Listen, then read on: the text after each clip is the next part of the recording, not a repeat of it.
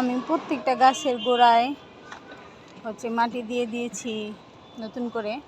এই যে আমার এখানে কলমি শাকের গাছ, কলমি শাক, এই যে অনেক সুন্দর কলমি শাকের দেখা। এই যে নতুন মাটি দিয়েছি, গাছগুলো নিচে পড়ে গেছে, ইনশাল্লাহ আবার হবে। আর এত সুন্দর, এখান থেকে আমি কলমি শাক খাই। তারপরে এই যে কচু শাক কেটে নিয়েছিলাম, আবার হচ্ছে এই যে আমি হচ্ছে রেডি করছি কিছু সবজি ফেলবো, ডাঁটা পুঁই শাক এগুলো ফেলবো। এই যে প্রত্যেকটা গাছের গোড়ায় হচ্ছে মাটি দিয়ে দিছি।